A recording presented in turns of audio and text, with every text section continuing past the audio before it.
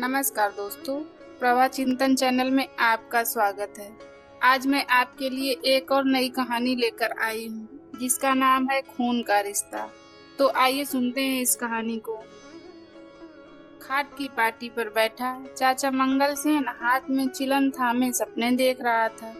उसने देखा कि वह समधियों के घर पर बैठा है और वीर जी की सगाई हो रही है। उसकी पगड़ी पर केसर के छींटे हैं और हाथ में दूध का गिलास है, जिसे वह घूंट घूंट करके पी रहा है। दूध पीते हुए कभी बादाम की गरी मुंह में जाती है, कभी पिस्ते की। बाबूजी पास खड़े समधियों से उसका परिचय करा रहे हैं। यह मेरा चचाजाद छोटा भाई है मंगल सेन। समधी मंगल सेन के चारों ओर घूम रहे हैं। उनमें से एक झुककर बड़े आग्रह से पूछता है, और दूध लाऊं चाचा जी? थोड़ा सा और। अच्छा ले आओ, आधा गिलास, मंगल सेन कहता है और तर्जनी से गिलास के तल में से शक्कर निकाल निकाल कर चाटने लगता है। मंगल सेन ने जीभ का चटकारा लिया और सिर हिलाया। तंबाकू की कड़वाहट से भरे मुंह में भी मिठास आ गई, मगर स्वप्न भंग हो गया। हल्की सी झुरझुरी मंगल सेन के सारे बदन में दौड़ गई और मन सगाई पर जाने के लिए ललक उठा। यह स्वप्नों की बात नहीं थी, आज सचमुच भतीजे की सगाई का दिन था। बस थोड़ी देर बाद ही सगे संबंधी घर आने लगेंगे। बाजा बजेगा, फिर आगे आगे बाबूजी, पीछे पीछे मंगल सेन और घर के अन्य संबंधी सभी सड़क पर चलते हुए संधियों के घर जाएंगे। मंगल सेन के लिए खाट पर बैठना असंभव हो गया। बदन में खून तो छटाक भर था, मगर ऐसे उछलने लगा था कि बैठने नहीं देता था। एन उसी वक्त कोठरी में संतू आ पहुंचा और खाट पर बैठकर मंगल सेन के हाथ में से चिलम लेते हुए बोला, तुम्हें सगाई पर नहीं ले जाएंगे चाचा। चाचा मंगल सेन के बदन में सिर से पांव तक लर्जिश हुई, यह सोचकर कि संतू खिलवाड़ कर रहा है। बोला, बड़ों के साथ मजाक नहीं किया करते, कई बार कहा है। मुझे नहीं ले जाएंगे तो क्या तुम्हें ले जाएंगे? किसी को भी नहीं ले जाएंगे तो क्या तुम्हें ले जाएंगे? किसी को भी नहीं ले जाएंगे। वीर जी कहते हैं सगाई डलवाने सिर्फ बाबूजी जाएंगे और कोई नहीं जाएगा। वीर जी आए हैं। चाचा मंगल सेन के बदन में फिर लर्जिश हुई और दिल धक धक करने लगा। संतू घर का पुराना नौकर था, क्या मालूम ठीक ही कहता हो। ऊपर चलो, सब लोग खाना खा रहे हैं।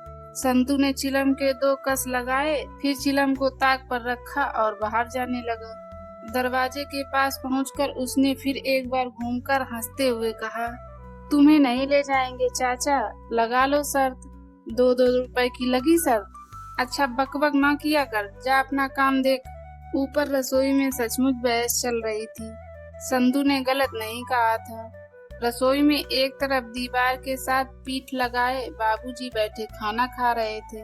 चौके के एन बीच में वीर जी और मनोरमा भाई बहन एक साथ एक ही थाली में खाना खा रहे थे। माँ जी चूल्हे के सामने बैठी पराठे सेक रही थी। माँ बेटे को समझा रही थी, यही मौके खुशी के होते हैं बेटा, कोई पैसे का भूखा नहीं होता। अकेले तुम्हारे पिताजी सगाई डलवाने जाएंगे तो संबंधी भी इसे अपना अपमान समझेंगे। मैंने कह दिया माँ, मेरी सगाई 1.25 रुपए में होगी और केवल बाबूजी सगाई डलवाने जाएंगे। जो मंजूर हो तो अभी से। बस बस, आगे कुछ मत कहना, माँ ने झट टोंकते हुए कहा। फिर क्षुब्ध होकर बोली, जो तुम्हारे मन में आए करो, आजकल कौन किसी की सुनता है। छोटा सा परिवार और इसमें भी कोई काम कभी ढंग से हुआ ही नहीं। मुझे तो पहले ही मालूम था तुम अपनी करोगे। अपनी क्यों करेगा, मैं कान खींचकर इसे मनवा लूंगा। बाबूजी ने बेटे की ओर देखते हुए बड़े दुलार से कहा। पर वीर जी खींच उठे, क्या आप खुद नहीं कहा करते थे कि ब्याह शादियों पर पैसे बर्बाद नहीं करने चाहिए। अब अपने बेटे की सगाई का वक्त आया तो सिद्धांत ताक पर रख दिए। बस आप अकेले जाइए और 1.25 रुपए लेकर सगाई डलवा लाइए। वाह जी, मैं क्यों न जाऊं, आजकल बहनें भी तो जाती हैं। मनोरमा सिर झटक कर बोली, वीर जी तुम इस मामले में चुप रहो। सुनो बेटा, ना तुम्हारी बात ना मेरी। बाबूजी बोले, केवल 5 या 7 संबंधी लेकर जाएंगे, कहोगे तो बाजा भी नहीं होगा। वहाँ उनसे कुछ मांगेंगे भी नहीं, जो समधी ठीक समझे दे दें, हम कुछ नहीं बोलेंगे। इस बात पर बीरजी तुनुक कर कुछ कहने ही जा रहे थे, जब सीढ़ियों पर मंगलसेन के कदमों की आवाजें आई। अच्छा, अभी मंगलसेन से कोई बात नहीं करना, खाना खा लो, फिर बातें होती रहेंगी, माँ जी ने कहा। 50 वर्ष की उम्र के मंगलसेन के बदन के सभी चूल ढीले पड़ गए थे। जब चलता तो उचक उचक कर हिचकोले खाता हुआ, और जब सीढ़ियां चढ़ता तो पांव घसीट कर बार बार छड़ी ठकोरता हुआ। जब भी वह सड़क पर जा रहा होता, मोड़ पर का साइकिल वाला दुकानदार हमेशा मंगलसेन से मजाक करके कहता, आओ मंगलसेन जी, पेचकस दें। और जवाब में मंगलसेन हमेशा उसे छड़ी दिखाकर कहता, अपने से बड़ों के साथ मजाक नहीं किया करते, तू अपनी हैसियत तो देख। मंगलसेन को अपनी हैसियत पर बड़ा नाज था। किसी जमाने में फौज में रह चुका था, इस कारण अब भी सिर पर खाकी पगड़ी पहनता था। खाकी रंग सरकारी रंग है, पटवारी से लेकर बड़े बड़े इंस्पेक्टर तक सभी खाकी पगड़ी पहनते हैं। इस पर ऊंचा खानदान और शहर के धनी मानी भाई के घर में रहना, ऐंठता नहीं तो क्या करता। दहलीज पर पहुंचकर मंगलसेन ने अंदर झांका। खिचड़ी मूछें सस्ता तंबाकू पीने के कारण पीली हो रही थी। घनी भौहों के नीचे दाहिनी आंख कुछ ज्यादा खुली हुई और बाईं आंख कुछ ज्यादा सिकड़ी हुई थी। सामने से 3 दांत गायब थे। भौजाई जी, आप रोटियां सेक रही हैं? नौकरों के होते हुए। आओ मंगलसेन जी, आओ, जरा देखो तो यहाँ कौन बैठा है। नमस्ते चाचा जी, बीरजी ने बैठे बैठे कहा। उठकर चाचा जी को पलागन करो बेटा, तुम्हें इतनी भी अक्ल नहीं, बाबूजी ने बेटे को झिड़क कर कहा। बीरजी उठ खड़े हुए और झुककर चाचा जी को पलागन किया। चाचा जी झेप गए। कोने में बैठा संतू, जो नल के पास बर्तन मांजने लगा था, कंधे के पीछे मुंह छिपाए हंसने लगा। जीते रहो, बड़ी उम्र हो, मंगलसेन ने कहा और बीरजी के सिर पर इस गंभीरता से हाथ फेरा कि बीरजी के बाल बिखर गए। मनोरमा खिलखिलाकर हंसने लगी। सगाई वाले दिन बीरजी खुद आ गए हैं।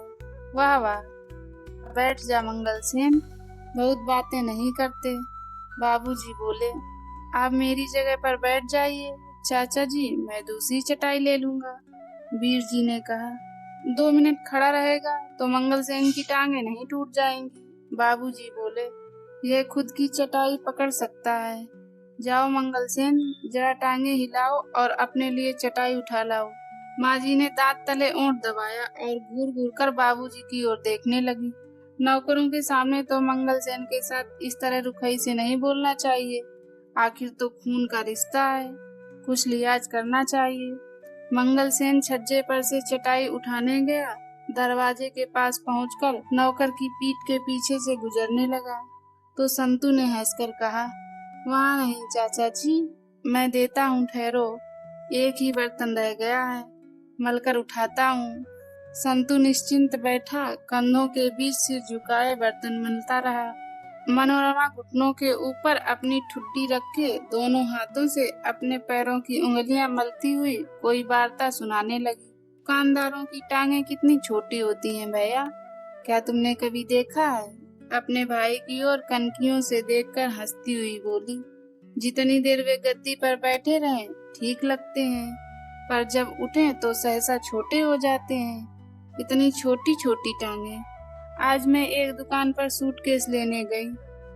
उठो संतू, चटाई ला दो, हर वक्त का मजाक अच्छा नहीं होता, चाचा मंगलसेन संतू से आग्रह करने लगा।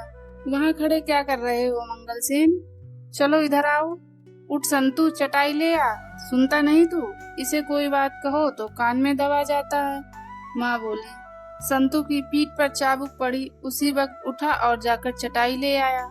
माँ जी ने चूल्हे के पास दीवार के साथ रखी 2 थालियों में से एक थाली उठाकर मंगलसेन के सामने रख दी। मैले रुमाल से हाथ पोंछते हुए मंगलसेन चटाई पर बैठ गया। थाली में आज 3 भाजियां रखी थीं। चपातियां खूब गरम गरम थीं। सहसा बाबूजी ने मंगलसेन से पूछा, आज रामदास के पास गए थे, किराया दिया उसने या नहीं? मंगलसेन खुशी में था, उसी तरह चहक कर बोला, बाबूजी, वह अफीमची कभी घर पर मिलता है? कभी नहीं। आज घर पर था ही नहीं। एक थप्पड़ मैं तेरे मुंह पर लगाऊंगा। तुमने क्या मुझे बच्चा समझ रखा है? रसोई में सन्नाटा छा गया। माँ ने ओंठ भींच लिए। मंगलसेन की पुलकन सिहरन में बदल गई। उसका दायां गाल हिलने सा लगा, जैसे चपत पड़ने पर सचमुच हिलने लगता है। 6 महीने का किराया उस पर चढ़ गया है। तू करता क्या रहता है? नुक्कड़ में बैठे संतू के भी हाथ बर्तनों को मलते मलते रुक गए। भाई बहन फर्श की ओर देखने लगे। हाय बेचारा, मनोरमा ने मन ही मन कहा और अपने पैरों की उंगलियों की ओर देखने लगी। वीर जी का खून खौल उठा। चाचा जी गरीब है ना, इसीलिए इन्हें इतना दुत्कारा जाता है। और पराठा डालूं मंगलसेन जी? माँ ने पूछा। मंगलसेन का कौर अभी गले में ही अटका हुआ था। दोनों हाथ से थाली को ढकते हुए बड़बड़ाकर बोला, नहीं भौजाई जी, बस जब मेरे यहाँ रहते यह हाल है, तो जब मैं कभी बाहर जाऊंगा तो क्या हाल होगा? मैं चाहता हूँ तू कुछ सीख जाएगा और किराए का सारा काम संभाल ले। मगर 6 महीने तुझे यहाँ आए हो गए, तूने कुछ नहीं सीखा। इस बात को सुनकर मंगलसेन के सर्द लहू में थोड़ी सी हरारत आई। मैं आज ही किराया ले आऊंगा बाबूजी। ना देगा तो जाएगा कहाँ? मेरा भी नाम मंगलसेन है। मुझे कभी बाहर जाना पड़ा तो तुम्ही को काम संभालना है। नौकर कभी किसी को कमा कर नहीं खिलाते। जमीन जायदाद का काम करना हो तो सुस्ती से काम नहीं चलता। कुछ हिम्मत से काम लिया करो। मंगलसेन के बदन में झुरझुरी हुई। दिल में ऐसा उल्लास उठा कि जी चाहा पगड़ी उतार कर बाबूजी के कदमों में रख दे। हुकुम कर बोला, चिंता मत करो जी, मेरे होते यहाँ चिड़ी फकड़ हो जाए तो कहना। डर किस बात का? मैंने लाम देखी है बाबूजी। बसरे की लड़ाई में कप्तान लसीकान था हमारा। कहने लगा, देखो मंगलसेन, हमारी शराब की बोतल लारी में रह गई है, वह हमें चाहिए। उधर मशीन गन चल रही थी। मैंने कहा, अभी लो साहब, और अकेले मैं वहाँ से बोतल निकाल लाया। ऐसी बात क्या है? मंगलसेन फिर चहकने लगा। मनोरमा मुस्कुराई और कनखियों से अपने भाई की ओर देखकर धीमे से बोली। चाचा जी की दुम फिर हिलने लगी। मंगलसेन खाना खा चुका था। उठते हुए हंसकर बोला, तो 4 बजे चलेंगे ना सगाई डलवाने? तू जा अपना काम देख, जो जरूरत हुई तो तुम्हें बुला लेंगे। बाबूजी बोले। चाचा मंगलसेन का दिल धक से रह गया। संतू शायद ठीक ही कहता था, मुझे नहीं ले चलेंगे। उसे रुलाई सी आ गई, मगर फिर चुपचाप उठ खड़ा हुआ। बाहर जाकर जूते पहने, छड़ी उठाई और झूलता हुआ सीढ़ियों की ओर जाने लगा। वीर जी का चेहरा क्रोध और लज्जा से तमतमा उठा। मनोरमा को डर लगा कि बात और बिगड़ेगी। वीर जी कहीं बाबूजी से उलझ ना बैठे। माँ जी को भी बुरा लगा। धीमे से कहने लगी, देखो जी, नौकरों के सामने मंगलसेन की इज्जत आबरू का कुछ तो ख्याल रखा करो। आखिर तो खून का रिश्ता है। कुछ तो मुंह मुलायजा रखना चाहिए। दिन भर आपका काम करता है। मैंने उसे क्या कहा है? बाबूजी ने हैरान होकर पूछा। यूं रुखाई के साथ नहीं बोलते, वह क्या सोचता होगा? इस तरह बेआबुराई किसी की नहीं करनी चाहिए। क्या बक रही हो? मैंने उसे क्या कहा है? बाबूजी बोले, फिर सहसा वीर जी की ओर घूमकर कहने लगे, अब तू बोल भाई, क्या कहता है? कोई भी काम ढंग से करने देगा या नहीं? मैंने कह दिया पिताजी, आप अकेले जाइए और 1.25 रुपए लेकर सगाई डलवा लाइए। रसोई घर में चुप्पी छा गई। इस समस्या का कोई हल नजर नहीं आ रहा था। वीर जी टस से मस नहीं हो रहे थे। सहसा बाबूजी ने सिर पर पगड़ी उतारी और सिर को आगे झुकाकर बोले, कुछ तो इन सफेद बालों का ख्याल रख, क्यों हमें रुसवा करता है? वीर जी गुस्से में थे। चाचा मंगलसेन गरीब हैं, इसलिए उनके साथ ऐसा बुरा व्यवहार किया जाता है। यह बात उसे खल रही थी, मगर जब बाबूजी ने पगड़ी उतारकर अपने सफेद बालों की दुहाई दी तो सहम गया। फिर भी साहस करके बोला, यदि आप अकेले नहीं जाना चाहते तो चाचा जी को साथ ले जाइए। बस 2 जने चले जाइए। कौन से चाचा को? माँ जी ने पूछा। चाचा मंगलसेन को। कोने में बैठे संतू ने भी हैरान होकर सिर उठाया। माँ झट से बोली, हाय हाय बेटा, शुभ शुभ बोलो, अपने रईस भाइयों को छोड़कर इस मर्दूत को साथ ले जाएं। सारा शहर थू थू करेगा। माँ जी, अभी तो आप कह रही थी खून का रिश्ता है। किधर गया खून का रिश्ता? चाचा जी गरीब हैं इसलिए। मैं कब कहती हूँ यह ना जाए? यह भी जाए, लेकिन और संबंधी भी तो जाएं। अपने धनी मानी संबंधियों को छोड़ दें और इस बहुरूपिये को साथ ले जाएं। क्या यह अच्छा लगेगा? तो फिर बाबूजी अकेले चले जाएं। वीर जी परेशान हो उठे। मैंने जो कहना था कह दिया, अब जो तुम्हारे मन में आए करो, मेरा इससे कोई वास्ता नहीं। और उठकर रसोई से बाहर चले गए। बेटे के यूं उठ जाने से रसोई घर में चुप्पी छा गई। माँ और बाप दोनों का मन खिन्न हो उठा। ऐसा शुभ दिन हो, बेटा घर पर आए और यूं तकरार होने लगे। माँ का दिल टूक टूक होने लगा। उधर बाबूजी का क्रोध बढ़ रहा था। उनका जी चाहता था कह दें, जा फिर मैं नहीं जाऊंगा, भेज दे जिसको भेजना चाहता है। मगर यह वक्त झगड़े को लंबा करने का ना था। सबसे पहले माँ ने हार मानी। क्या बुरा कहता है, आजकल के लड़के माँ बाप के हजारों रुपए लुटा देते हैं। इसके विचार तो कितने ऊंचे हैं। यह तो 1.25 रुपए में सगाई करना चाहता है। तुम मंगल सेन को अपने साथ ले जाओ, अकेले जाने से तो अच्छा है। बाबूजी बड़बड़ाए, बहुत बोले, मगर आखिर चुप हो गए। बच्चों के आगे किस माँ बाप की चलती है। और चुपचाप उठकर अपने कमरे में जाने लगे। जा संतू, मंगल सेन से कह दे तैयार हो जाएं, माँ जी ने कहा। मनोरमा चहक उठी और भागी हुई वीर जी को बताने चली गई कि बाबूजी मान गए। मंगल सेन को जब मालूम हुआ कि अकेला वही वीर जी के साथ जाएगा, तो कितनी ही देर तक वह कोठरी में उचकता और चक्कर लगाता रहा। बदन का छटाक भर खून फिर उछलने लगा। जी चाहा कि संतू से उसी वक्त शर्त के 2 रुपए रखवा ले। क्यों ना हो, आखिर मुझसे बड़ा संबंधी है भी कौन। मुझे नहीं ले जाएंगे तो किसे ले जाएंगे? मैं और बाबूजी ही इस घर के कर्ता धर्ता हैं, और कौन है। जितना ही अधिक वह इस बात पर सोचता, उतना ही अधिक उसे अपने बड़प्पन पर विश्वास होने लगता। आखिर उसने कोने में रखी टंकी को खोला और कपड़े बदलने लगा। घंटा भर बाद जब मंगल सेन तैयार होकर आंगन में आया, तो माँ जी का दिल बैठ गया। यह सूरत लेकर समधियों के घर जाएगा। मंगल सेन के सिर पर खाकी पगड़ी, नीचे मैली कमीज के ऊपर खाकी फौजी कोट जिसके धागे निकल रहे थे, और नीचे धारीदार पैजामा और मोटे मोटे काले बूट। माँ को रुलाई आ गई, पर यह अवसर रोने का नहीं था। अपनी रुलाई को दबाती हुई वह आगे बढ़ आई। मनोरमा, जा भाई की अलमारी में से एक धुला पैजामा निकाल ला।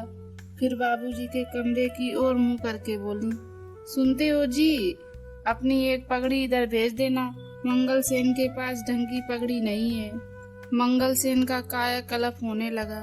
मनोरमा पैजामा ले आई। संतू बूट पालिश करने लगा। आंगन के एन बीचों बीच एक कुर्सी पर मंगल सेन को बिठा दिया गया और परिवार के लोग उसके आसपास भागदौड़ करने लगे। कहीं से मनोरमा की 2 सहेलियां भी आ पहुंची थीं। मंगल सेन पहले से भी छोटा लग रहा था। नंगा सिर, दोनों हाथ घुटनों के बीच जोड़े, वह आगे की ओर झुककर बैठा था। बार बार उसे रोमांच हो रहा था। मंगल सेन का स्वप्न सचमुच साकार हो उठा। समधियों के घर में उसकी वह आवभगत हुई कि देखते बनता था। मंगल सेन आराम कुर्सी पर बैठा था और पीछे एक आदमी खड़ा पंखा जल रहा था। समधी आगे पीछे हाथ बांधे घूम रहे थे। एक आदमी ने सचमुच झुककर बड़े आग्रह से कहा, और दूध लाऊं चाचा जी? थोड़ा सा और जवाब में मंगल सेन ने कहा, हाँ, आधा गिलास ले आओ। समधियों के घर ऐसी सज धज की मंगल सेन दंग रह गया और उसका सिर हवा में तैरने लगा। आवाज ऊंची करके बोला, लड़की कुछ पढ़ी लिखी भी है या नहीं? हमारा बेटा तो एमए पास है जी। आपकी दया से लड़की ने इसी साल बीए पास किया है।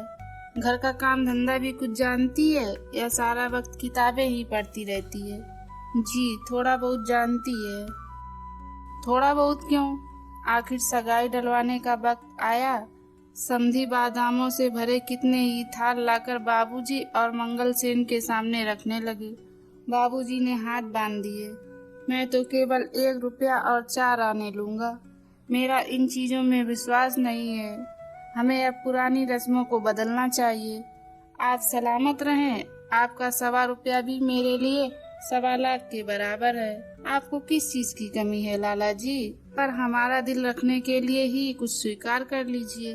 बाबूजी मुस्कुराए। नहीं महाराज, आप मुझे मजबूर ना करें। यह उसूल की बात है। मैं तो 1.25 ही लेकर जाऊंगा। आपका सितारा बुलंद रहे। आपकी बेटी हमारे घर आएगी तो साक्षात लक्ष्मी विराजेगी। मंगल सेन के लिए चुप रहना असंभव हो रहा था। हुकुम कर बोला, एक बार जो कह दिया कि हम 1.25 ही लेंगे, आप बार बार तंग क्यों करते हैं? बेटी के पिता हंस दिए और पास खड़े अपने किसी संबंधी के कान में बोले, लड़के के चाचा हैं दूर के, घर में टिके हुए हैं। लाला जी ने आसरा दे रखा है। आखिर समधी अंदर से एक थाल ले आए जिस पर लाल रंग का रेशमी रुमाल बिछा था और बाबूजी के सामने रख दिया। बाबूजी ने रुमाल उठाया तो नीचे चांदी के थाल में चांदी की 3 चमचम करती कटोरियां रखी थी। एक में केसर, दूसरी में रंगला धागा, तीसरी में एक चमचमाता चांदी का रुपया और चमकती चवन्नी। इसके अलावा 3 कटोरियों में 3 छोटे छोटे चांदी के चम्मच रखे थे। आपने आखिर अपनी ही बात की। बाबूजी ने हंसकर कहा, मैं तो केवल 1.25 लेने आया था, मगर थाल स्वीकार कर लिया और मन ही मन कटोरियां, थाल और चम्मच का मोल आंकने लगे। मनोरमा और उसकी सहेलियां छज्जे पर खड़ी थी। जब दोनों भाई सड़क पर आते दिखाई दिए, मंगल सेन के कंधे पर थाल था, लाल रंग के रुमाल से ढका हुआ, और आगे आगे बाबूजी चले आ रहे थे। वीर जी अब भी अपने कमरे में थे और पलंग पर लेटे किसी नोवेल के पन्नों में अपने मन को लगाने का विफल प्रयास कर रहे थे। उनका माथा थका हुआ था, मगर हृदय धूमिल भावनाओं से उद्वेलित होने लगा था। क्या प्रभा मेरे लिए भी कोई संदेश भेजेगी? 1.25 में सगाई डलवाने के बारे में क्या सोचती होगी? मन ही मन तो जरूर मेरे आदर्शों को सराहती होगी। मैंने एक गरीब आदमी को अपनी सगाई डलवाने के लिए भेजा। इससे अधिक प्रत्यक्ष प्रमाण मेरे आदर्शों का क्या हो सकता है। लाख लाख बधाइयाँ भौजाई जी। घर में कदम रखते ही मंगल सेन ने आवाज लगाई।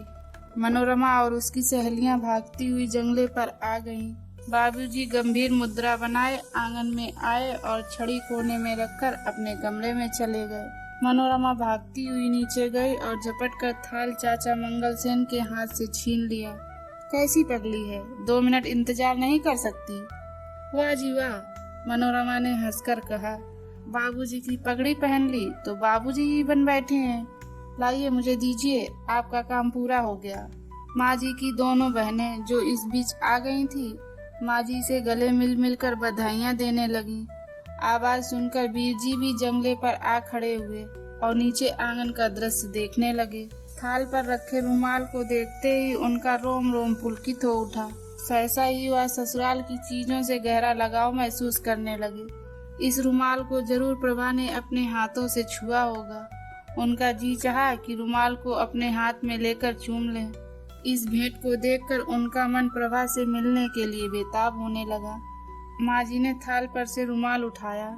चमकती कटोरियां, चमकता थाल, बीच में रखे चम्मच। वीर जी को महसूस हुआ जैसे प्रभा ने अपने गोरे गोरे हाथों से इन चीजों को करीने से सजा कर रखा होगा।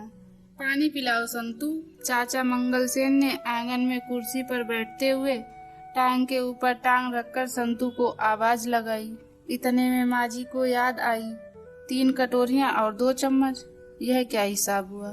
क्या 3 चम्मच नहीं दिए समधियों ने?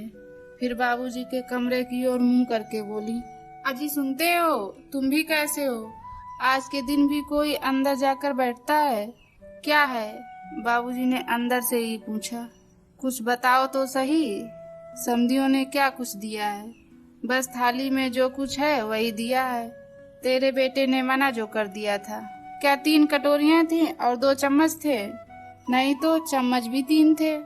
चम्मच तो यहाँ सिर्फ 2 रखे हैं। नहीं नहीं, ध्यान से देखो, जरूर 3 होंगे। मंगल सेन से पूछो, वही थाल उठाकर लाया था। मंगल सेन जी, तीसरा चम्मच कहाँ है?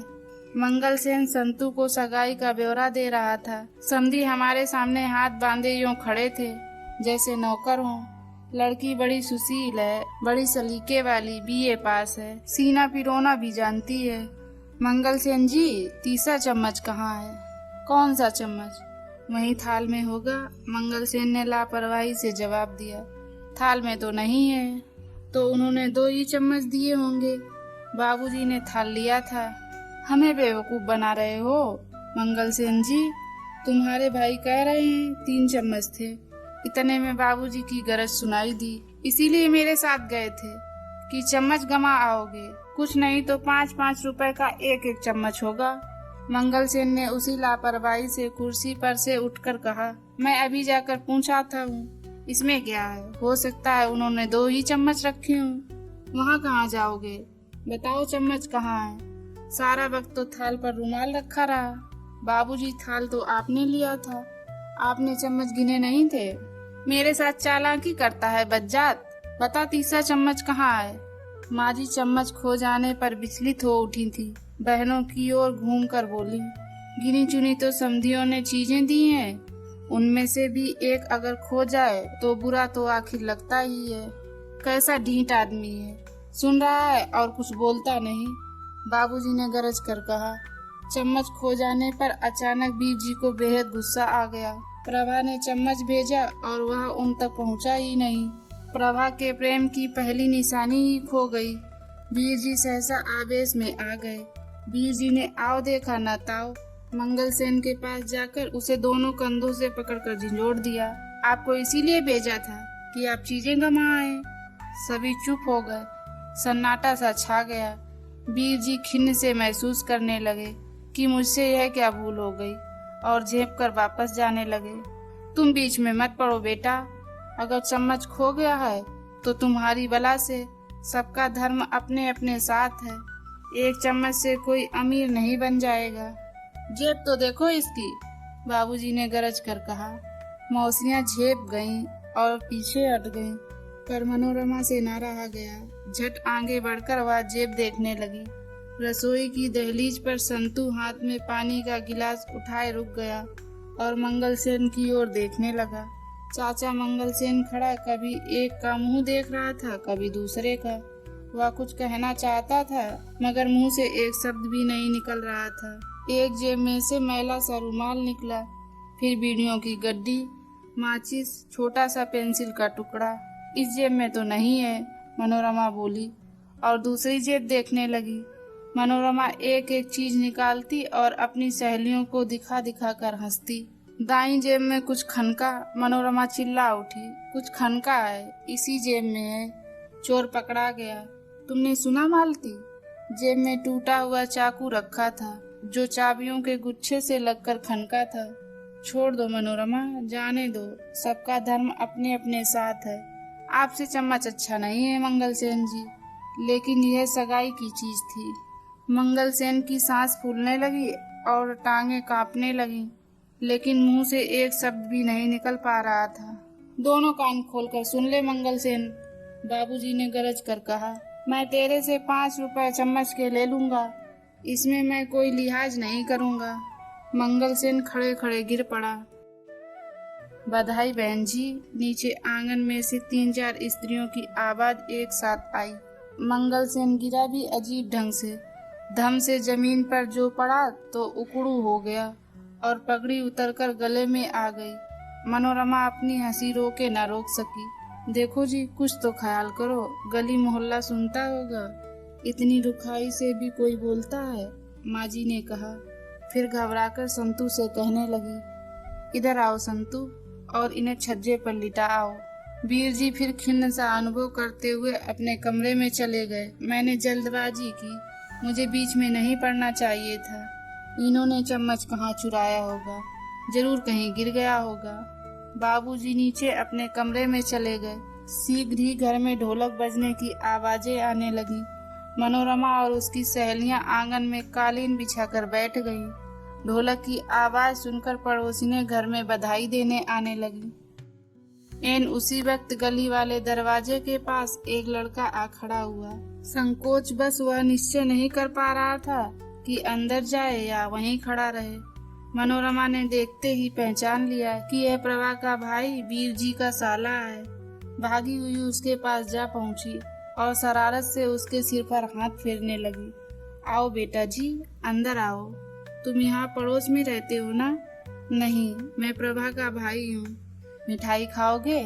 मनोरमा ने फिर शरारत से कहा और हंसने लगी। लड़का सकचा गया। नहीं, मैं तो यह देने आया हूँ, उसने कहा और जैकेट की जेब में से एक चमकता सफेद चम्मच निकाला और मनोरमा के हाथ में देकर उन्हीं कदमों वापस लौट गया। हाय, चम्मच मिल गया माँ जी, चम्मच मिल गया। पर माँ जी संबंधियों से घिरी खड़ी थी।